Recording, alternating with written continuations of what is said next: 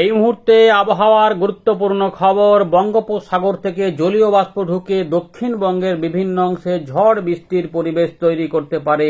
April মাসের দ্বিতীয় সপ্তাহে এমন সম্ভাবনা নতুন করে দেখা যাচ্ছে। ঝোড়ো হাওয়া, বৃষ্টিপাত, বজ্রবিদ্যুৎ এই সমস্ত কিছু দেখা যেতে পারে। গরমের মধ্যে কিছুটা স্বস্তিও ফিরতে পারে বৃষ্টিপাত, ঝড় বৃষ্টি হওয়ার ফলে। চাষি ভাইদের কিছুটা কাজেও লাগতে পারে এই বৃষ্টিগুলো। এগুলো আমরা আলোচনা করব। বঙ্গোপসাগরে কি নিম্নচাপ বা ঘূর্ণিঝড় তৈরি হবে, নতুন আপডেটগুলি কি উঠে আসছে সেটা আমরা অল্প করে দেখব শেষ ভাগে। কিন্তু তার আগে বর্তমান আবহাওয়া পরিস্থিতি নিয়ে কি বলছে আবহাওয়া দপ্তর আমরা এখানে আলোচনা করব। ইতিমধ্যেই কিন্তু দিনের বেলাতে ভালোই রোদ ঝলমল আকাশ এবং গরম, এবং সঙ্গে হালকা হালকা জলীয় বাষ্প ঢুকছে, ফলে একটু অস্বস্তিকর কিন্তু এবারে ধীরে ধীরে বাড়তে শুরু করবে। তাপমাত্রা বেশ কিছু অংশে 40 ডিগ্রি, 39 ডিগ্রি, 38 ডিগ্রি, 36 ডিগ্রির মধ্যে বিরাজ করছে। উত্তরবঙ্গ, দক্ষিণবঙ্গ, বাংলাদেশ সহ উত্তর পূর্ব ভারতে কোথাও কোথাও হয়তো 33-34 থাকছে এই এলাকাগুলির মধ্যে। এখানেই আসবে পরিবর্তন। চলুন আমরা সেগুলো দেখব একবার। আপনারা শুধু জানিয়ে দিন যে আপনি কোন জায়গা থেকে দেখছেন এবং আপনার এলাকায় এই মুহূর্তে আকাশ কেমন পাচ্ছেন, পরিষ্কার না ঝাপসা, এবং সেখানে গরম কেমন পাচ্ছেন দিনের বেলাতে সেটা কিন্তু বলবেন। দেখুন বন্ধুরা, 30শে মার্চ সকালবেলা দেওয়া আপডেট। ভারতীয় মৌসুম ভবন কি বলছে? ঘূর্ণাবর্ত রয়েছে উত্তর পূর্ব আসাম ওই এলাকার মধ্যে,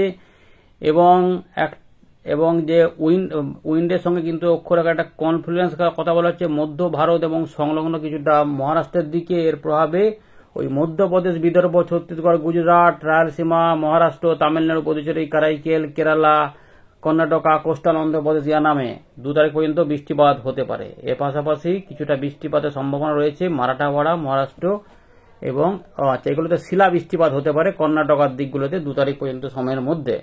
তাপমাত্রা দেখে নিয়ে কি বলেছে নতুন আপডেটে? মধ্য ভারতের দিকে 2 থেকে 3 ডিগ্রি 3 দিন পর থেকে পরিবর্তন হবে, মানে ফল হবে বলছে কিছুটা। এর পাশাপাশি আমাদের পূর্ব ভারতে এই মুহূর্তে বড় কোনো পরিবর্তন নেই বলছে। তাপ প্রবাহগুলো এখন একটু কমতে শুরু করবে, যেহেতু একটুখানি তাপমাত্রা কম ছিল মধ্য ভারতের দিকে, ফলে সেগুলোর প্রভাব বা উত্তর পশ্চিম ভারত থেকে সেগুলোর প্রভাবে আমাদের এখানে একটু কমার দিকে থাকছে হালকা করে, কিন্তু গরমটা থাকবে, কারণ গরম আবহাওয়া কিন্তু বজায় থাকবে। কারণ উড়িষ্যার দিকে কিন্তু ভেতর ভাগে বেশ কিছু অংশে এখনো তাপ প্রবাহের সতর্কতা কিন্তু রয়েছে।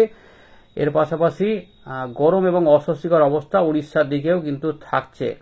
এর পাশাপাশি গুজরাট এবং ত্রিপুরা, আসামের দিকেও একটু গরম অস্বস্তিকর পরিবেশ তৈরি হচ্ছে। এটা কিন্তু রয়েছে আবহাওয়া দপ্তরের খবরে। একটুখানি সতর্কতাগুলো আমরা দেখে নিই যেগুলো আলোচনা হলো। দেখুন 30 থেকে 31 তারিখের মধ্যে যে উড়িষ্যা, এগুলোতে তাপ প্রবাহ আর এগুলোতে গরম অস্বস্তিকর অবস্থা, কিছুটা প্রভাব আমাদের এখানে থাকলেও সতর্কতা নেই বাংলার জন্য। আর 31 তারিখ মাসের শেষ দিনে কিন্তু গরম অস্বস্তিকর পরিবেশ উত্তর পূর্ব ভারতে থাকবে, সঙ্গে কিছুটা বাংলাদেশেও থাকবে, এবং তাপ প্রবাহটা উড়িষ্যা থেকে উঠে যাচ্ছে, ফলে আমাদের এখানে একটুখানি গরমের ব্যাপার থাকবে। হট ওয়েদারটা কিন্তু বিরাজ থাকবে, কিন্তু সতর্কতামূলক সেরকম কিছু থাকছে না। এবারে ধীরে ধীরে বঙ্গোপসাগর থেকে জলীয় বাষ্প আরেকটু করে ঢুকবে এবং 3 তারিখ 4 তারিখের দিকে উড়িষ্যা সংলগ্ন এলাকাগুলিতে একটু করে মেঘলা আকাশ হতে শুরু করবে। চলুন আমরা দেখে নিই বৃষ্টিপাত তার থেকে কোনো হবে কিনা, এবং দ্বিতীয় সপ্তাহে কিন্তু বৃষ্টিপাত আস্তে আস্তে ঢুকতে শুরু করবে বঙ্গোপসাগর থেকে, কারণ জলীয় বাষ্প ঢুকবে এবং গরমও বাড়বে। সেই গরমকে কাজে লাগিয়ে কিন্তু হঠাৎ করে বজ্রগর্ভ মেঘ তৈরি হবে। চলুন সেগুলি আমরা দেখি। তো আমরা চলে এলাম উইন্ডির লাইভ স্ক্রিনে। তো ইতিমধ্যে পরিষ্কার পরিচ্ছন্ন আকাশ দেখা যাচ্ছে, আর এমনি বঙ্গোপসাগর ফাঁকাই রয়েছে। এবার একটু দেখে নিই নিম্নচাপ এগুলো নিয়ে কি খবরটা উঠে আসছে। আমরা প্রথমে ওটা একটু দেখে নিই। আমরা জিএফএন মডেলে চলে যাচ্ছি, তারপরে ইসিএমডব্লিউ মডেল থেকে বাকি আলোচনা করব। তো আমরা বিগত আপডেট পর্যন্ত দেখছিলাম ঘূর্ণিঝড় হতে পারে। এই আপডেটে কি পরিবর্তন হচ্ছে দেখুন। 3 তারিখের দিকে দেখছিলাম আগের আপডেটে আসছিল, এখন 3 তারিখটা বাদ দিয়ে 4 তারিখের দিকে ঘূর্ণি পাওয়া যাচ্ছে। সেটা উত্তর পশ্চিম দিকে একটুখানি এগিয়ে গিয়ে আন্দামানের উপর দিয়ে ঘূর্ণিটা উপর দিকে উঠতে চাইছে, কিন্তু এখানে আরও দুর্বল। আগের আপডেটের থেকে অনেক পরিবর্তন, শুধুমাত্র ঘূর্ণাবর্ত টাইপের দক্ষিণ মায়ানমারের দিকে যেতে পারে, এবং সেখানে আবার আন্দামানের দিকে সাগরের একটু ওদিকে চলে যেতে পারে। অর্থাৎ এই যে জায়গাগুলোতে একটা ঝড়ো বৃষ্টির ব্যাপার দেখাচ্ছিল, সেটা কিন্তু মোটেই এখন আর দেখা যাচ্ছে না। অর্থাৎ এই পরিবর্তনটা কিন্তু আমরা দেখছি যে হয়ে গেছে, এটা কিন্তু এখানে কিন্তু পরিষ্কার দেখতে পাচ্ছি। সুতরাং এই পরিবর্তনটা পাওয়া গেছে। এবারে আর কি কি পাওয়া যাচ্ছে আমরা দেখে নেবো। আমরা ইসিএমডব্লিউ মডেলটা কিন্তু চলে যাবো, এখান থেকে আরেকটু ভালো করে বোঝা যাবে কি হবে না হবে। দেখুন এখানে কিন্তু আমরা দেখতে পাচ্ছি যে এখানেও একটা ঘূর্ণাবর্ত দেখাচ্ছে, কিন্তু সেটা আরও দুর্বলভাবে দেখাচ্ছে ইসিএমডব্লিউ মডেলে এই জায়গাতে। সেটা 7 তারিখের দিকে দক্ষিণ বঙ্গোপসাগর থেকে দক্ষিণ পশ্চিম বঙ্গোপসাগরের দিকে যাচ্ছে, এবং এটা আস্তে আস্তে ওখানে চলে যাচ্ছে। অর্থাৎ নিম্নচাপ বা ঘূর্ণাবর্ত যদি তৈরি হয় সেগুলো কিন্তু এই এলাকার মধ্যেই থাকবে বলছে। এই দিকে ওঠার চেষ্টা নেই, অর্থাৎ বাংলার দিকে কোনো ঘূর্ণিঝড় বা নিম্নচাপ বড় আকার কিছু আসবে না। তবে এরপর থেকে জলীয় বাষ্প আস্তে আস্তে ধীরে ধীরে ঢুকবে। দেখুন এই যে বায়ু প্রবাহগুলো দেখতে পাচ্ছেন আস্তে আস্তে, এটা মানে যে ঝড় হয়ে যাচ্ছে তার মানে হাওয়াটা আসবে, এবং এই 11-12 তারিখের দিকে এখানে জলীয় বাষ্প ঢুকে বজ্রগর্ভ মেঘ তৈরি হতে পারে। এবং এই যে সময়টা দেখতে পাচ্ছেন 12, 13, 10, 11 এই সময়কালে কিছু বজ্রগর্ভ মেঘে বৃষ্টিপাত হওয়ার সময় এরকম ঝোড়ো হাওয়া উঠতে পারে, সেটা আমাদের দেখাচ্ছি। দেখুন এইরকম রয়েছে, এই যে বজ্র বিদ্যুৎ হতে পারে, কোথায় কোথায় হতে পারে সম্ভাবনা রয়েছে। পুরুলিয়া, পশ্চিম বর্ধমান, এখানে পূর্ব বর্ধমান, কিছুটা বীরভূম এই দিকে কিন্তু হতে পারে। পাশাপাশি আমরা দেখতে পাচ্ছি যে মুর্শিদাবাদ, নদিয়া, 24 পরগনা, হুগলি এদিকেও হতে পারে, এবং বাংলাদেশের সংলগ্ন যে রাজশাহী, খুলনা, বরিশাল রয়েছে এখানেও হতে পারে, চট্টগ্রাম, বিহারের দিকেও থাকতে। এটা কিন্তু আমরা দেখতে পাচ্ছি যে 13 তারিখের দিকে।